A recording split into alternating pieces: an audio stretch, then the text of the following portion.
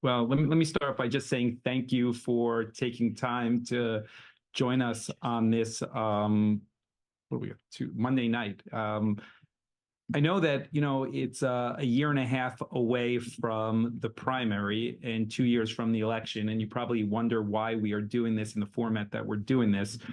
Some of it was explained in that launch video, where I really believe that if we are going to change New Jersey for the better, the campaign needs to be substantive and grassroots oriented and do those better than any campaign in the history of New Jersey. And that's part of the reason why we're doing these policy papers. I really believe that you, as a New Jersey resident, deserve to know what I intend to do if elected governor, and at the same time, raise the bar for other candidates when they jump in, that the expectation is that they're going to outline themselves plans on how they are going to make the state better. I'm not going to tell you that I have a monopoly on good ideas. I'm not going to tell you that this proposal answers every question on the public safety front.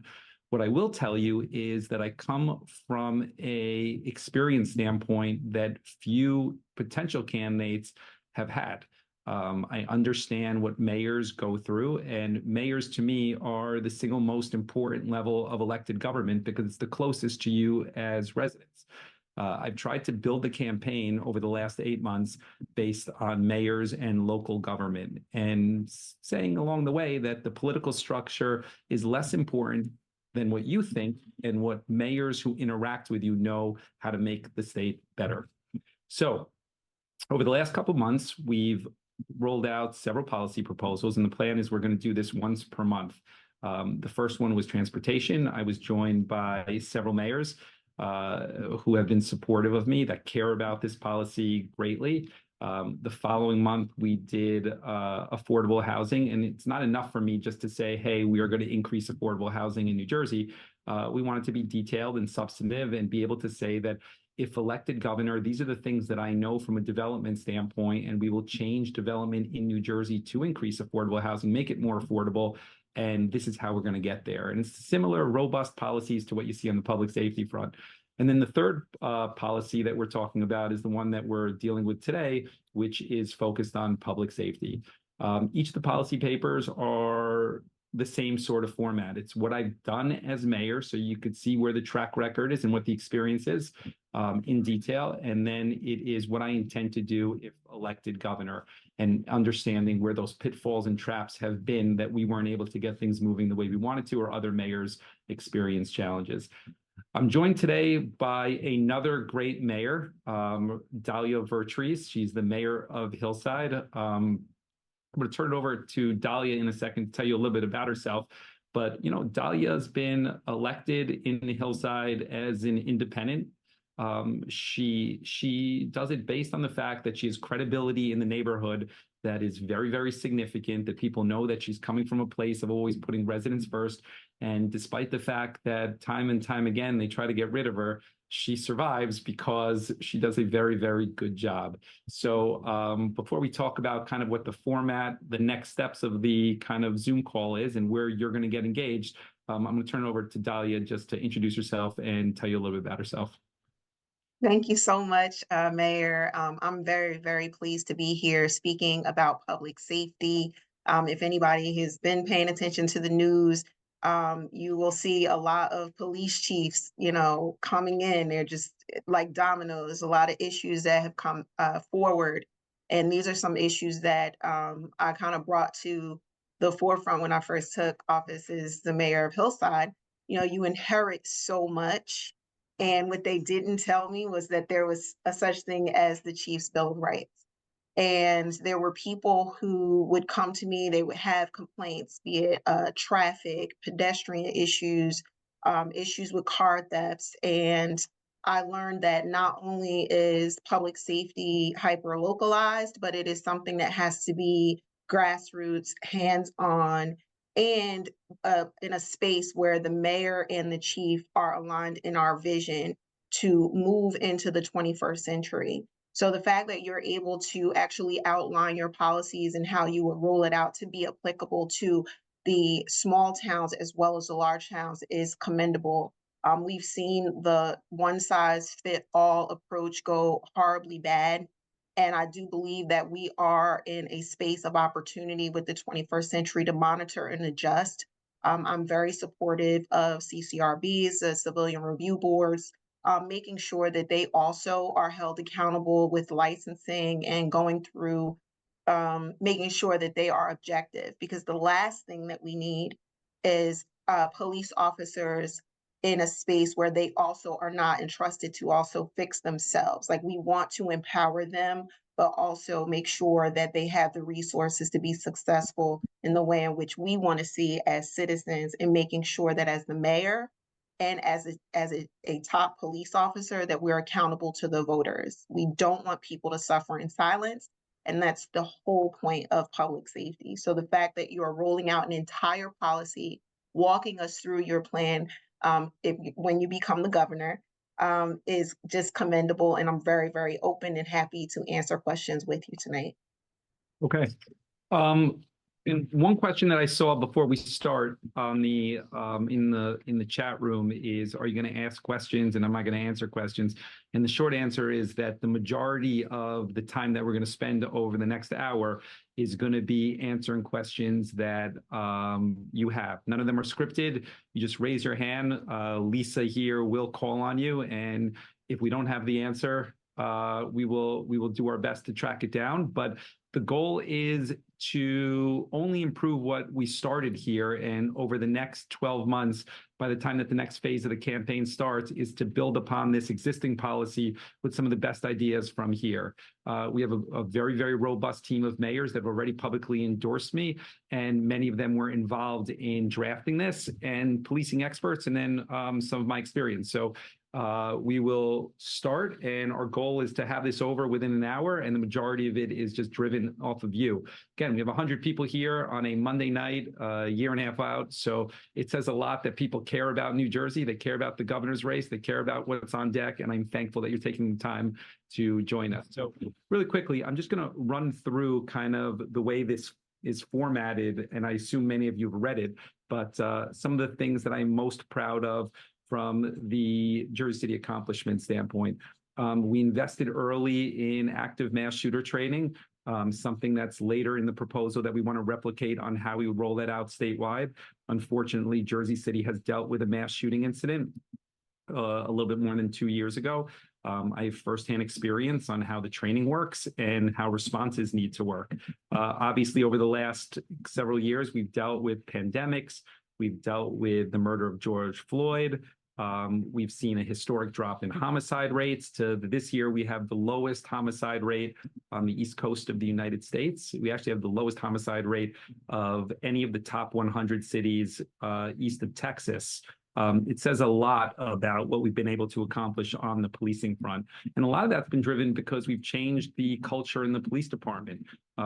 We've hired a lot of police officers. We've recruited actively in minority communities. When I took office, the police department in Jersey City was predominantly Caucasian, despite the fact that the city is recognized as the single most diverse city in the entire country. We had a deliberate plan and set out to be a model on how to recruit and diversify the police department. And today, the police department reflects the city it serves, as it should. We've invested heavy in a training bureau to make sure that we are constantly training our officers. And importantly, we've invested in technology at an unprecedented rate. And that's important because we recognize in tougher urban areas, it is hard sometimes to get people to cooperate with police officers through the judicial process out of fear. And investing in technology has made us able to get convictions where convictions are important without compromising people in neighborhoods. And then, of course, we've done our best to be a progressive benchmark for the state of New Jersey. When you talk about decriminalization of marijuana, Jersey City was the first one to explore that. When you talk about changes to the judiciary process, for whether it be domestic violence or drug counseling and different forms of intervention beyond jail, Jersey City has been at the forefront of that. And a lot of those things we look to replicate from a statewide standpoint. When you think about kind of the themes largely for what I've tried to outline here, a big part of that is police accountability, and whether it be the CCRB, which is a civilian review board, which I am publicly supportive of. I know that a lot of the police unions don't like that, but at the end of the day, what I've tried to do is balance here ultimately fairness and putting residents first, and being very, very clear and transparent with what I intend to do as governor. And I do support a CCRB. I do support reforming the Chief's Bill of Rights, as Dalia mentioned earlier. For those of you that aren't familiar with how those things work in New Jersey, that is a unique thing for New Jersey that gives police leadership the ability to have protection that ultimately protects them from the public, the people that they should be most accountable for. Chiefs in New Jersey, often in municipalities, as Dalia touched on earlier, have long-term contracts that are longer than the current mayor or council person. So you see divergent interests between what a chief would want and their accountability versus what the mayor or city council want, which is a fundamentally broken system. The mayor should have the pleasure of selecting, along with the city council, who the chief and leadership is in the police department in order to make sure that they are furthering that vision that they were elected to do. Things like that, we very clearly outline that are important to change. Bail reform. I speak very clearly on this, that I don't believe anybody should be in jail for not having financial resources to get out, and how we would improve upon bail reform. Part of that is kind of the gap in the judiciary that today you have 65 judges that haven't been appointed for some time. I could assure you under an administration of ours statewide, that wouldn't be the case. And as you have more judges, you move people through the court process much quicker. And I speak about I wrote about a more comprehensive list of repeat offenders, so you could get the people that are doing the quality of life crimes on a repeat basis and move them quickest through the system, so they could be held accountable and not just released. And you would see a massive improvement in day-to-day quality of life as a result. We talk about beyond accountability on the police front. When I talk about fairness, we talk about restoring the pension COLAs, the cost of living adjustments that Governor Christie took away. Clearly, somebody who wants to stay in New Jersey and relies on their pension to survive has essentially lost money in a high inflation environment over the last couple of years. And there's a fairness question on that as well. And so we do think it's a priority to start to phase back in that COLA in a responsible way.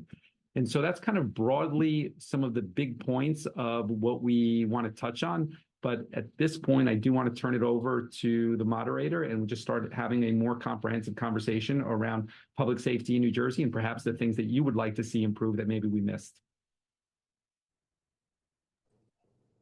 Okay. Hi, thank you, Mayor. This is Janie. So we're going to kick it off with some questions. The first question coming from Rosalie. So let me just get Rosalie here.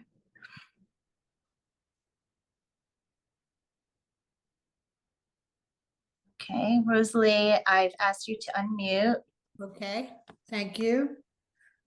Steve, it's good to see you. The question is, with the issues that have been raised regarding misogyny and discrimination in the New Jersey State Police against women, what steps would you take to prevent that failure from happening in the future?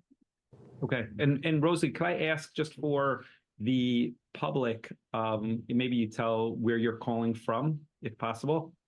Sure. I'm calling from Ocean Township in Ocean County. Okay, great. Good to have you, Rosalie, and thank you for being a part of it.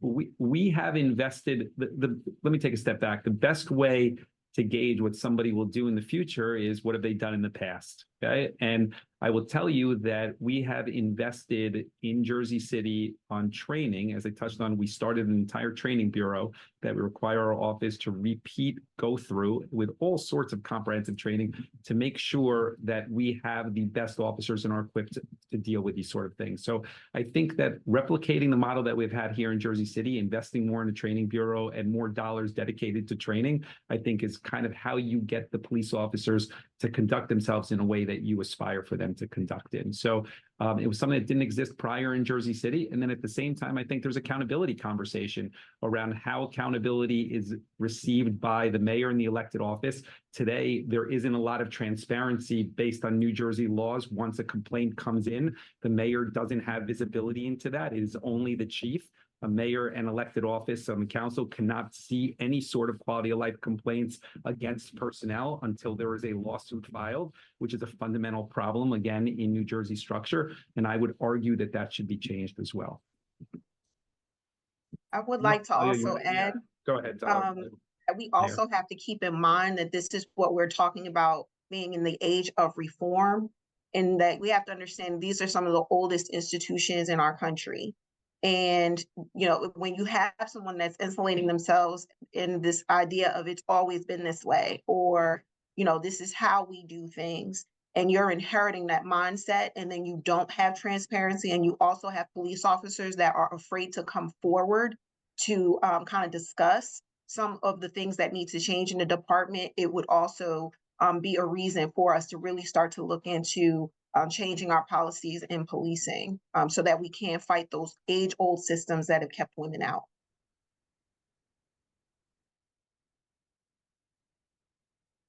Janie, you want to move on to the next question? Yep. So I've asked Sriram to unmute. That's going to be our next question. So Sriram, whenever you're ready, feel free to ask your question. Okay, I actually put my question in the chat. I know the politicians have been the ones running for state senate, assembling governor, distorting the meaning of public safety. Do you think how do you think we can change that messaging? I know we've been ranked one of the top 10 safest states for the last 5 years. I put the question in the chat. When you say, sure, first of all, where are you calling from, if you don't mind sharing? Glassboro, Gloucester County. Okay, great. And when you mentioned that that you feel like politicians have been distorting the term public safety, could you expand on that a little bit? They think there's a crime wave going on when, ironically, we're one of the safest states in the country. Yeah. How do we push back on it? Okay, What's your best way? Yeah, it's a good question. I could tell you from experience in Jersey City that I could point to data and statistics and a low homicide rate, but if you were a victim of property crime or personal crime, or you heard a gunshot in your neighborhood, it doesn't matter what I say until you feel safe. Ultimately, nothing I say will make you feel safe. I think changing that feeling and that sentiment is just going to take a long time of consistent results and a consistent step-by-step messaging to the public around the things that you're doing, beyond just saying data points around homicide rates and whatnot. It's part of the reason that we've really outlined how we want to restructure some of the judiciary, how we want to restructure kind of the bail reform, how we want to invest in technology and active shooter training. I think there are a lot of easy wins on that front that you could help change the narrative, but the short answer is it's not going to change overnight, because ultimately it takes a long, long time to make people feel differently about their public safety issue. And I am sympathetic to the fact that if somebody is in close proximity to any sort of crime, they ultimately don't feel safe. So I say that all the time in Jersey City. I say that we are moving in the right direction. It'll be hard to argue otherwise. Wow. But at the same time, there are communities that really have big problems. Okay. Dalia, I don't know if you want to add anything, or Mayor. Again, it goes back to you know, the old system of what public safety actually encompasses. It has to be about more than just guns and crime. Remember, it also talks about traffic patterns. It talks about who's making the decisions about those traffic patterns, how we're moving into a new environmental climate issue that is requiring more people to engage in pedestrian traffic and bike traffic. Those are all things that mayors and police directors and chiefs have to work collaboratively on, and it all touches upon public safety. So again, because it is so multifaceted, and because we're having to deal with a lot more issues in the 21st century pertaining to mental health, we're talking about domestic violence, we're talking about closing the gaps in poverty. These are all issues that can't just be held in a bubble and done the way it's always been done. So I don't think it's distorting the idea of public safety. I think because there are so many different factions that deal with the idea of safety, who feels safe and in what communities they feel safe and what particular issues they're dealing with, it really does require that knitting of the policy and making sure we're doing it so it's applicable to your individual community. Sure, I'm just curious if there's any specific recommendations that you have that you mentioned it. I'd be interested in hearing that. If you don't maybe have them now, you feel free to send me an email. I see you're muted over there, but you might have lost her. Jane, you want to go to the next Yeah, I question? can unmute her. Yeah. So our next question is going to be from Evan Collier. Hello, and thank you so much. I'm calling from Roselle Park, Union County. My question had to do with community policing. With that in mind, how can we, I guess, and more so from mayors and police chiefs alike, how can we really shape that conversation in predominantly areas of color? And how can we create a safer space or create safer spaces to Mayor Patricia's point, the amount of spaces that we have? How can we create a safer space through intentional policy intervention? Mayor, you want to take that one first? So when I first took office, I remember having several issues just getting police officers to speak with me out of fear of retaliation. They were having a lot of internal issues, and there were police officers being put against other police officers. Some felt they were more protected than others. And I was almost, my hands were tied in what information I knew, what information I could get out of the department, and who actually would help me. In the issues that I've had with the police chiefs, it's called the Chief's Bill of Rights. I remember my attorney arguing that the police chief could shoot me in the head and I would still have to go to the prosecutor's office for assistance. And they would ultimately make the decision about how accountable that chief would be. Again, that was the argument made on my behalf in trying to get information and more accountability and transparency. So this is that story. It's my story. It's what I lived through, is why we're trying to, or why there is an argument to repeal the Chief's Bill of Rights, because when I have to be accountable to people, if there is ever a tragedy like a George Floyd, I am the face of the township. I'm the person that's going to be held accountable to the voters. And the voters don't want to hear me say, oh, well, there's this Chief's Bill of Rights, and I can't tell you why the chief doesn't listen to me or why he didn't implement these things that I told him to. You have to go to the prosecutor's office. That kind of red tape is definitely something that leaves communities vulnerable and without answers, and why people continue to be frustrated. So again, when you ask that question about providing those safe spaces, I think that that is one avenue that we can take to make sure that there's more accountability in the administration and for the people that we actually elect to run our townships. Yeah, and Evan, I'm going to piggyback on that. I'm going to say that number one is obviously hiring the right police officers and training is paramount. But the second part is just kind of creating an environment of trust and accountability, like the mayor touched on.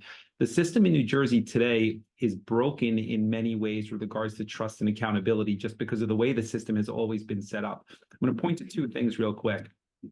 First is the CCRB, which is a civilian review board, for those of you that aren't familiar with it, that you have civilian oversight with real subpoena power and the opportunity to hold officers accountable.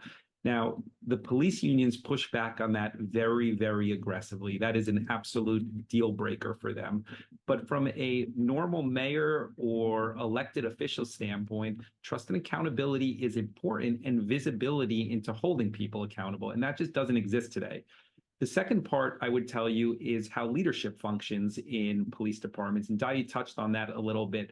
New Jersey's unique where you have a Chief's Bill of Rights, but you also have a police officer's Bill of Rights, which if you take a step back and you think about that a police officer has an extra set of protections to protect themselves from you, the public, with regards to you holding them accountable. It's a crazy situation over here, and most other states don't have that. So you talk about a CCRB, and you also talk about kind of that chief bill of rights. To me, the accountability conversation is very, very, very important. And then the third part, and I briefly touched on this earlier, is if there are complaints about officers, the way that a mayor is able to see that is only ultimately after it has gone through internal affairs, been adjudicated by the police leadership that has been selected by the police chief. And then ultimately, if there is a lawsuit that ensues, it is at the point there that the mayor, myself, or the city council would be brought into the set of circumstances that has brought you to that point. That is a fundamentally broken system that doesn't foster trust. And so what I'm just trying to get to is a place in everything we outline here that is based on trust. And you build a department based on trust. I do feel over time you will get to a place where you build better relationships with the regular people in the community, as you asked on.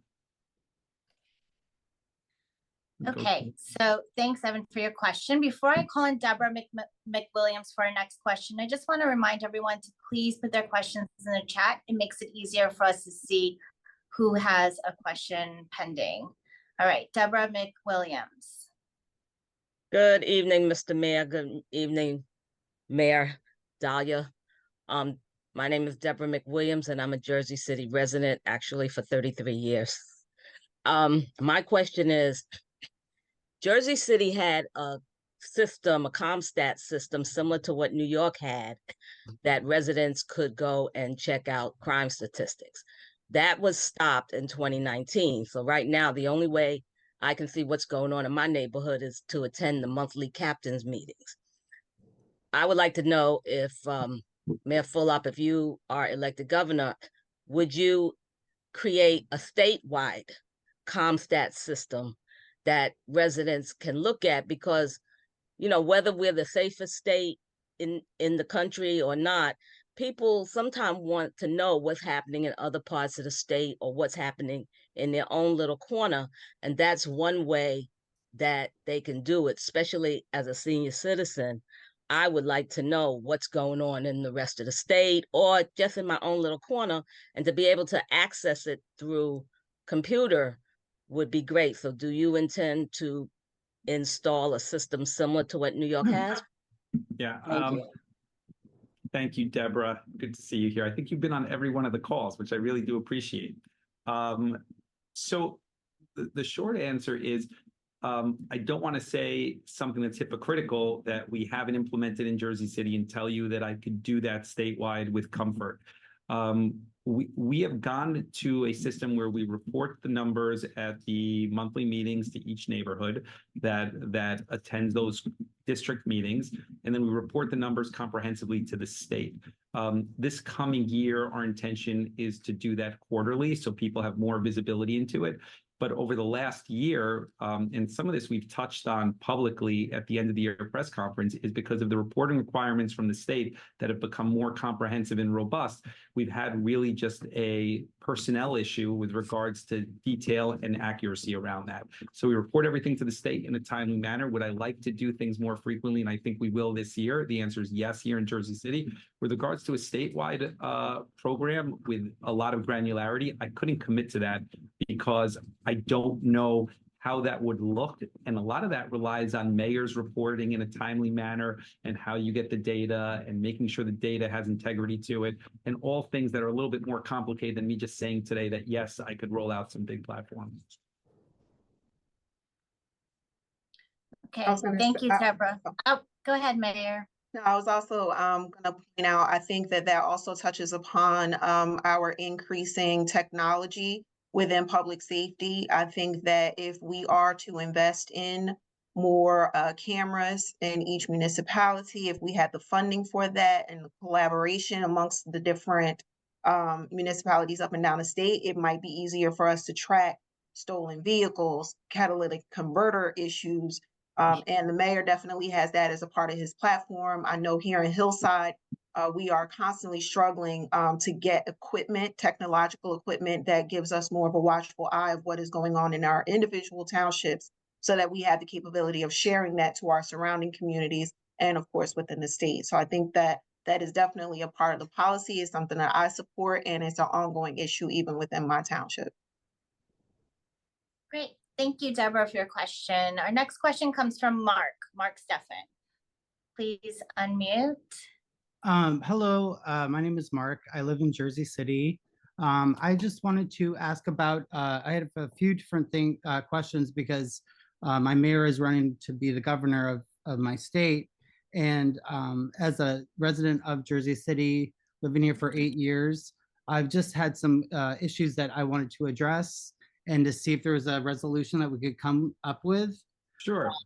My biggest issue is it involves the state and also the city in combination. I live off of 139, Highway 139, and it's a cross street between Baldwin and 139, and we've had consistent issues with people getting hit. There was a person that passed away 2 years ago. There's essentially no kind of traffic unit, I believe, that's monitoring anybody that speeds on this highway. It's extremely dangerous. And I just, from what I've gathered, like the city and the state just can't seem to be aligned when it comes to this major highway. And so I wanted to see what you would be able to do to resolve that. And also just speak upon the major issues of speeding and traffic and people just,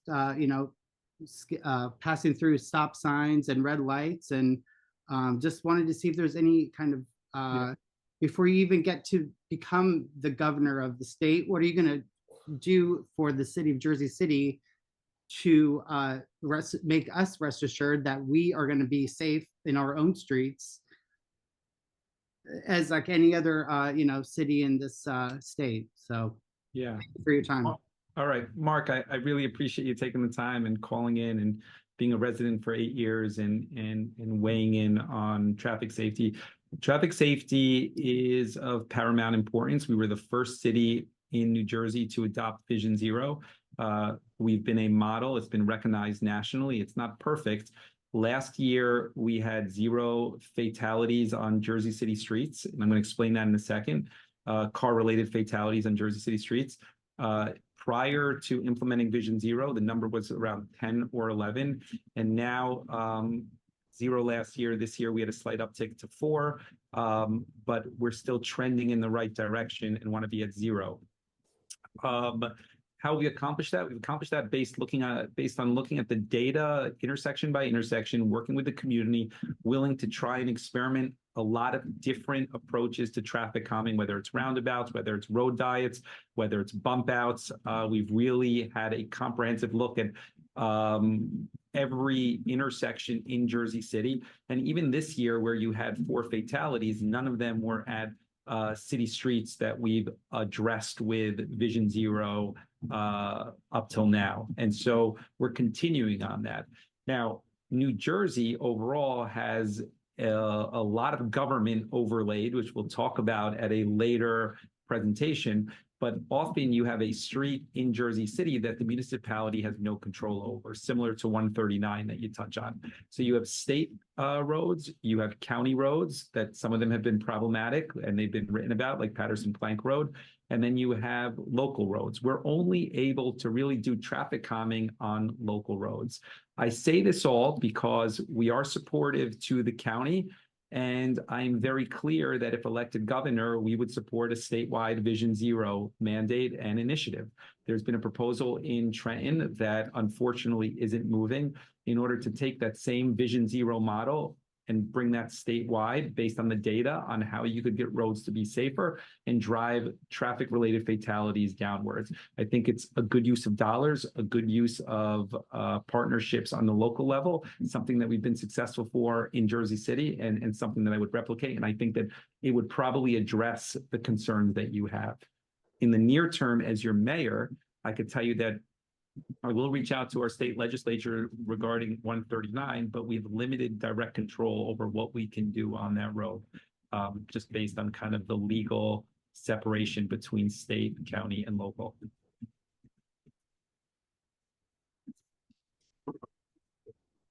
Go to the next question. Janie? Okay, so before we go to our next live question, I'm going to read off a pre-submitted question.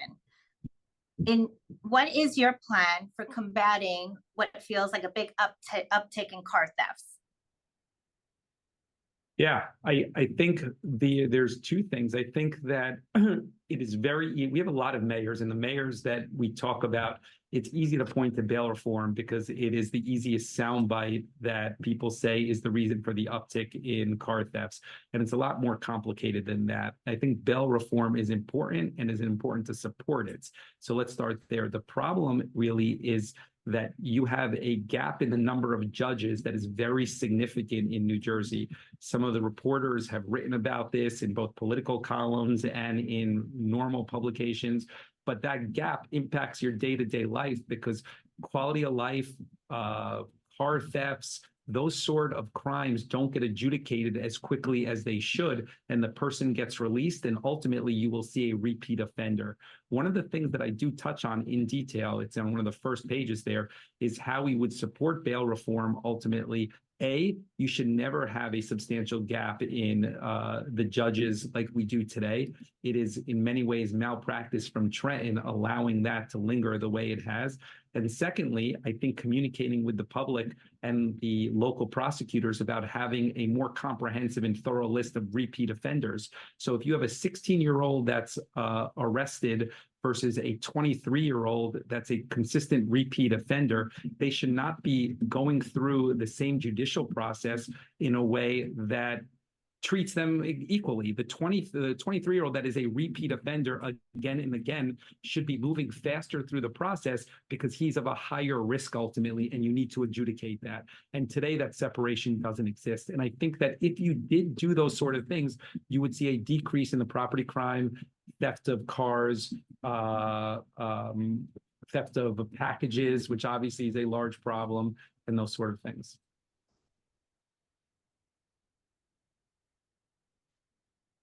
Janie? Mayor Vreese, do you have anything you wanted to add on that?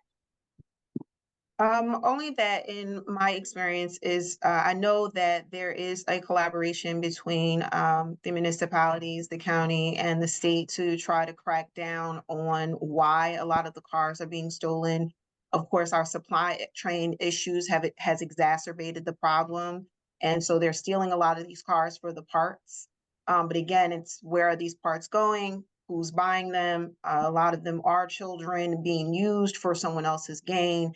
And then turning that around and how can we make sure that we don't have that recidivism? I think that continued collaboration to, again, like I said, with the technology, tracking stolen vehicles, having better access to where the stolen vehicles are coming from, where they're being pushed, and what communities do they feel safe to kind of just throw them and store them, but also where are those parts going? And really cracking down on those businesses that are profiting off of a lot of these young people that are getting in trouble.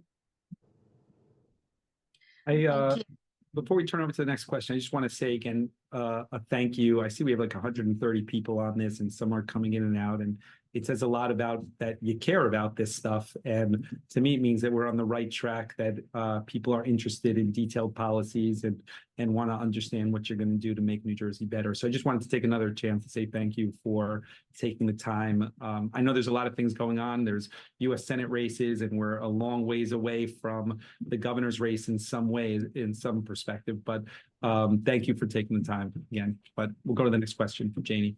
Okay, great. So we have a I question. do want to say on the, sorry, Janie, on the other two That's calls, okay. if you put your call in the chat, either your question in the chat and we don't get to it, we will email you back with a response to your question. Like I've been very, very diligent about that on the previous two calls. So in the next couple of days, I will respond and do my best to respond to anybody that's taking the time on that. Great. So our next question is coming from Mary Miraglia. She has a question about migrants at the border. All right. Mary, go ahead. And my question is, what is Jersey City's plan for, in whatever way they choose to but what is their plan for dealing with the migrants who are already living in our parks? They don't have ID. Most of them don't speak English. The police say they can do nothing with them. And I'm not saying that the police are the appropriate avenue, but there needs to be some kind of plan. So what is our plan? Can you repeat the first part of it real quick? I apologize. You faded there for a What is second. Jersey On City's the plan migrant for dealing situation? What is Jersey City's plan for dealing with the migrants who are here, who are living in our parks, have no place to go, don't have ID, don't have work permits, don't speak English? Okay. Well, we really haven't had that experience in Jersey City where you have encampments. We monitor it very closely. We had a meeting today with our emergency management, our public safety, our health department, with regards to monitoring the numbers. A little bit more than 2,000 migrants have come since this started on the 30th, and roughly 5% of those have stayed in New Jersey, whether they have family members in New Jersey or they wander out of the train stations when they're dropped off. The migrants are predominantly coming from Texas, and most of them volunteer to be transported or have transportation north, as they're told, whether that be Chicago or to New York. They are given addresses prior to arriving with regards to where help would be in New York. So they are pretty focused on continuing through New Jersey into New York up to this point, but it's something we obviously monitor. I will tell you that Jersey City has a very, very robust immigration affairs department, where I think we're the only nationally accredited municipal office in the country. We started that 6-7 years ago. But saying that, while we have an expertise in helping people through the process, there are capacity issues which we're realistic to. We're not going to let people sleep on the streets. It's not helpful for residents here or for the migrant community. And we're going to do our best to direct people, if they are here, where we have resources up until we no longer have resources. And then we will lean on our partners to be of assistance in the governor. We will make sure that our shelters are being used up to capacity. And we partner and do fund over the last 4 or 5 years several nonprofit agencies that focused on refugees and individuals seeking asylum that happen to be home in Hudson County and Jersey City.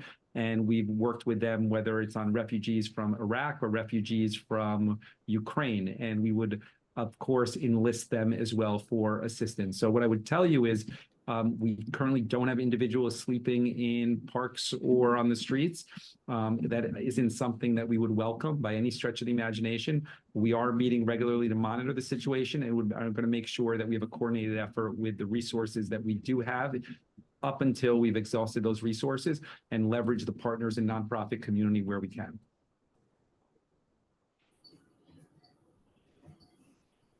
All right, thank you, Mary, for your question. Our next question comes from Kevin Murphy. Go ahead and unmute, Kevin.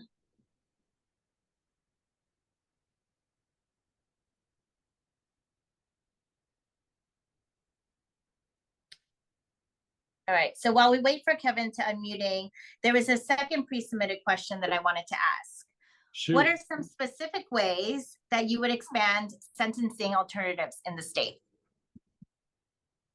I mean, we are one of the few, this is outlined also in, let me see where I can show you exactly where it is, so you could actually read about it. It's outlined in the public safety response that I touch on, that we are one of the few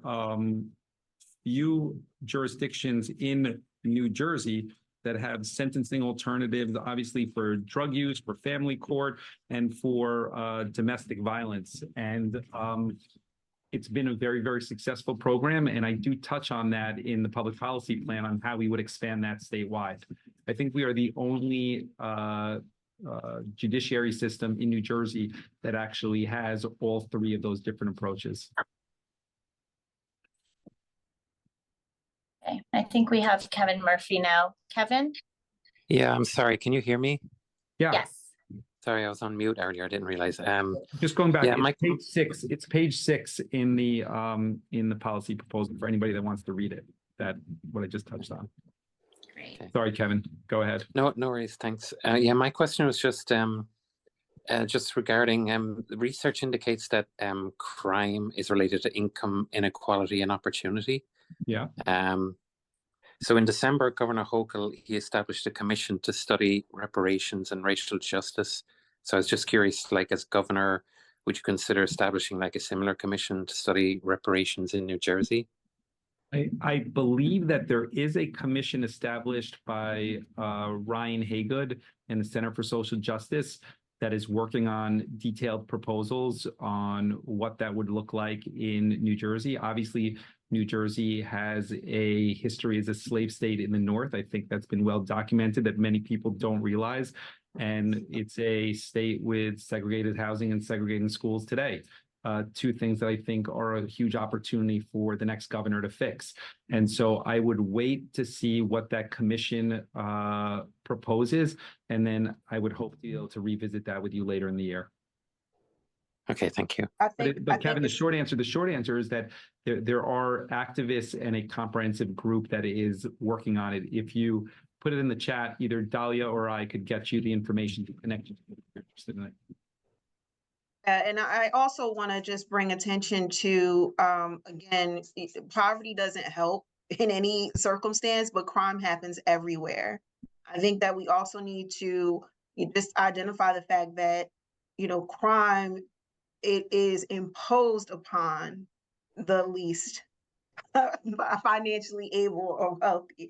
It is often very conservative. And as I said, we are dealing with one of the oldest institutions in America, which again go back to slavery. It goes back to the patty rollers and the patrollers and how policies were created to make sure that poor people of color did not have access to opportunity. So when we're talking about sentencing alternatives, we're talking about bail reform, it's really about trying to dissuade crime from interfering with opportunities that have been denied in the past.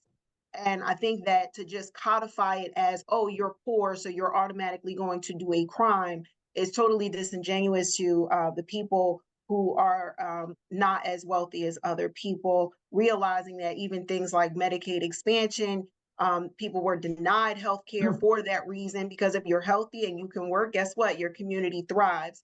So there are a lot of policies that we need to dismantle, but I think that, again, going back and reimagining what public safety looks like, closing those wealth and racial gaps because they do interfere with opportunity is how we move forward in the 21st century. Yeah. You want to do one more question and then we'll wrap it up in the interest of time, and then just, take all the questions that have been posted and then we will respond separately. But Jane, you want to do one more question? Okay, so we're going to go to Sean Bruce.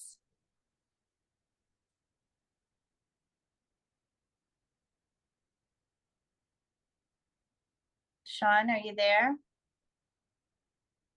Yes, I'm here. Hey, Sean, Okay. How are you? How you doing, man? Good. Good to see you here. I Good know to that see you're you. very passionate about this, so it's good to see you here. Yes, I'm trying to put my video on, but you know what it is. My question was, I said, did she see it in the chat? Yeah, we see But it. I said, what specific measures and initiatives is the city considering to enhance the community safety and protection of residents from potential threats or emergencies? Because firsthand, Mayor, I'm out here in these streets with these young men. You know what I mean? Like, we have the organization Credible Messengers. And these kids, like I said, we also played a part in what's going on while this crime rate is down. I deal with this stuff every day and every night. We engage with these kids. These kids need opportunities up there, up on that avenue. And like I said, working with other organizations, like we partner like with Jersey City Police to try to, bring the safety to these kids. Also, Miss Stacy Flanagan, I want to tell her that I appreciate her because she does a lot with these kids that people don't know about. Like the smallest things I can ask Miss Stacy Flanagan that we need for these kids. she do it.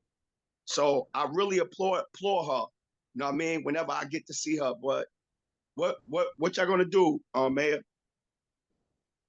So I guess we're going to conclude a little bit more on a Jersey City question. Okay. For Yes. those of you that don't know, Sean Bruce is a gentleman in Jersey City that was formerly incarcerated and has dedicated his life to helping younger people.